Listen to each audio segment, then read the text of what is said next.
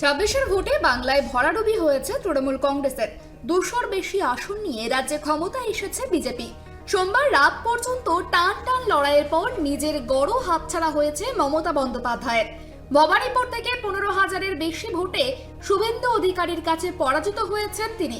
কিন্তু এই চূড়ান্ত পরাজয়ের পরও মেজাজ হারাননি মমতা বন্দ্যোপাধ্যায়। মুখ্যমন্ত্রীর পদ থেকে ইস্তফা দিতে নারাজ তিনি। মঙ্গলবার বিকেলে সাংবাদিক বৈঠক করে মমতা বন্দ্যোপাধ্যায় সাফ জানিয়ে দিলেন, আমরা হারিনি। নির্বাচন কমিশনের বিরুদ্ধে চক্রান্তের অভিযোগ তুলে তৃণমূল সুপ্রিমো প্রশ্ন তোলেন, ইস্তফা কেন দেব? কেন, কিসের জন্য? আমরা তো হারিনি যে যাবো। হারলে আমি যদি শপথ দিতে যেতাম তাহলে আমি রেজিগনেশনটা করতাম। এখন তো কোয়েশ্চেন ডাজন্ট অ্যারাইজ।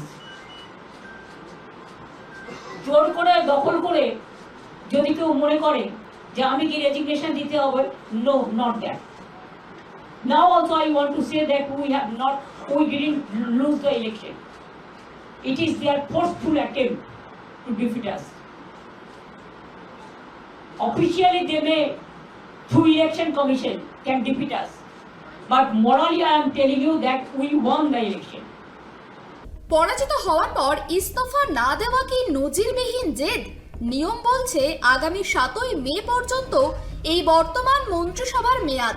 নিয়ম অনুযায়ী তার আগেই বিদায়ী মুখ্যমন্ত্রীকে ইস্তফাপত্র জমা দিতে হয় লোকভবনে। সময়সীমা পেরিয়ে গেলে এমনি অস্তিত্ব হারাবে এই সরকার। তবুও নিজের অবস্থানে অনড় পরাজিত তৃণমূল নেত্রী মমতা বন্দ্যোপাধ্যায়ের এই একরোখা মনোভাব ২৬-এর বাংলার রাজনীতিকে কোন দিকে নিয়ে যাবে এখন সেটাই দেখার।